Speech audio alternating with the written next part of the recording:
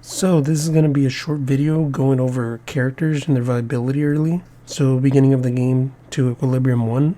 Now I'm not going to include any artifacts or eidolons for these ratings, though they will affect the score if the character works off the artifacts that you can get easily, like the ones in shops or chests. And this video is mainly made for my friend Void, who picked up the game to play alongside with me, even though he has no interest in gacha. So we are on 1.6, which means... Alright, now we can start on the tier list. So Trailblazer Physical is one of the strongest early game units due to him being one of the only physical DPS available off the bat. It helps that a lot of enemies are physical weak early, plus his single and multi-target ability is pretty strong. Another big bonus to him is that you get the 4-star version of his best install early through a vendor. Unfortunately, I think he later falls off a cliff and goes down really bad. Trailblazer Fire. Really strong tanking unit early, one of the better ones due to him having the taunt that gives 40% damage reduction and a passive stat that gives another 15% to the whole team. It goes down a little later due to Japard being so good, but he's still a really solid tank and one of the better characters for sure.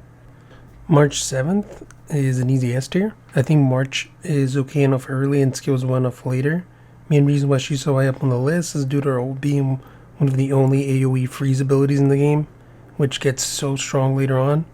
But even early she provides enough utility with her shield, which makes her do follow-up attack and later can cleanse.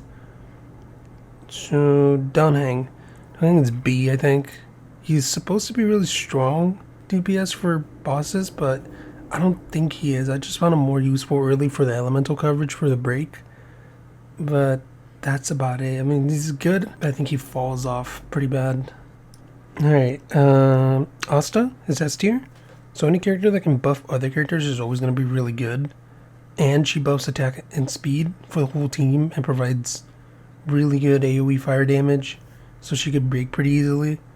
I think that in itself is the main reason she has S. And there we go. So Natasha is an A tier. She's mainly A due to her being one of the only healers you get guaranteed, which is kind of essential for a team if you want to keep them alive. But the fact that she has a cleanse and an AoE heal is also pretty good. So I would say A. She does get outclassed for sure later on. So next character is Serval. Serval I think is a B tier.